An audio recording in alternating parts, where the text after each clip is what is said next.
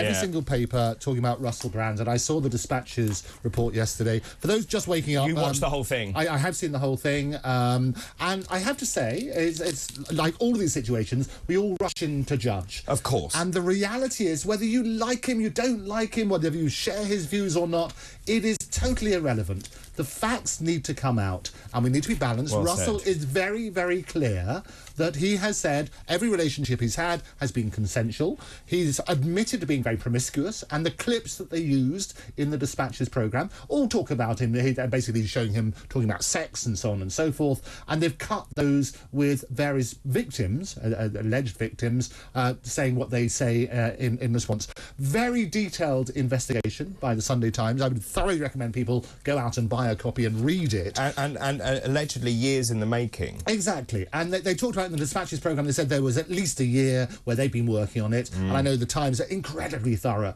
in terms of what they do. But the reality is this, the facts will come out. There are all sorts of questions about who knew what when, including the various organisations. As is often the case. As is often the case. But I have to say that the difficulty that we have is that we're trying to fill the vacuum.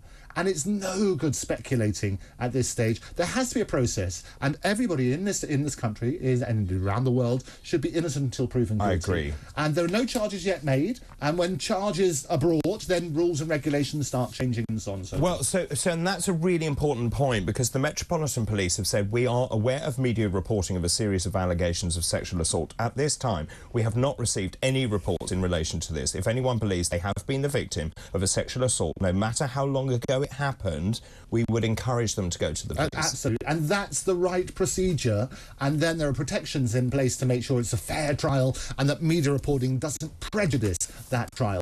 It makes very difficult viewing. I didn't see the whole thing because obviously I had to go to bed, but I did watch the lead up to it on Channel 4. They were drip feeding it in the news. I found it very uncomfortable, Renee. Yeah, I said that to you this morning. When you read it, you go into the detail, it makes very uncomfortable reading. As a woman and a mother, for me, it makes even probably more uncomfortable reading.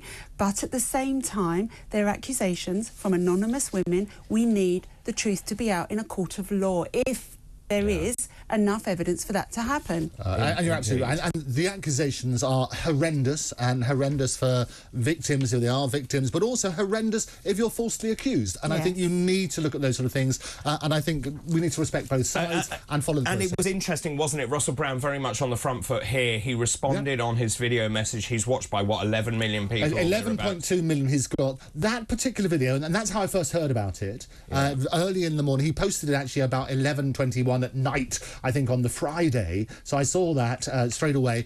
He's now got about 45 million people have seen his denial. And so you then have to work out, well, what is the story that's about to break? I mean, and high-profile people have waded in. Elon Musk, for example. We've also, I think, Harvey Procter, Donald Trump's waded into this. So this is a hugely high-profile case now. Absolutely. And I've seen on Twitter people texting me directly as well, saying, hang about, I've got friends of mine who are women who support him. The reality is that is irrelevant, all due respect, because only the people involved know what really happened. And that's Russell and the relevant people who are accusing him.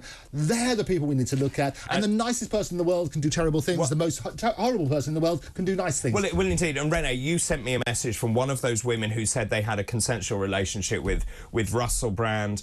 But as Andrew said, that's irrelevant. Yes, of course, because the way somebody behaves with one woman is entirely different to how they may behave with another. But I think the interesting thing is here, as you say, 45 million views of his video. He has 11 million viewers on his YouTube channel. He says lots of things that are not liked by lots of people. So one now questions, what will YouTube do? And if they take down his channel, I think that will be a travesty in that he hasn't been found guilty of anything. So that's interesting. Just in terms of this, as I said, he was on the front foot. What's the legal process? He would have been told about these accusations. And he mentioned in the particular video, and do watch it because it's his side of the story, what he says, he was sent a letter and an email by the TV company and obviously the newspaper within this building that would have looked at that, because they would do the normal process for checking the facts. Because the basic principle is if you say things, you obviously stand the risk of defamation if it's not true, and action and so can be taken. He would have been advised of this particular story and asked to comment.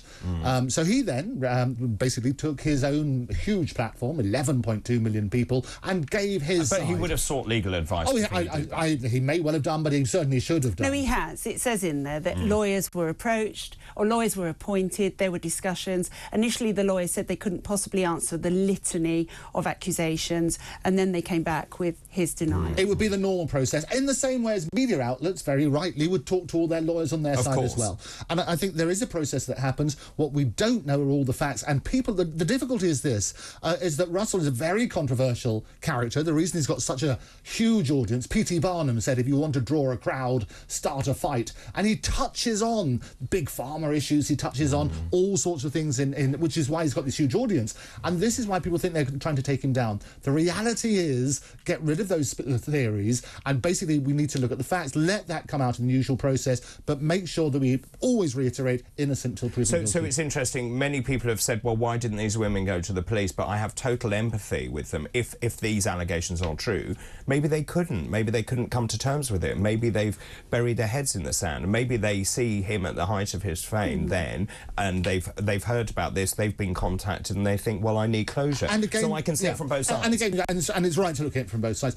Again, some of the evidence that we've seen, only one side. One of the victims said she went to a rape crisis centre straight after the alleged attack, and that's apparently documented and so on and so forth. All of the facts will come out maybe in the fullness of time, but until those facts are there, speculation is incredibly dangerous. Well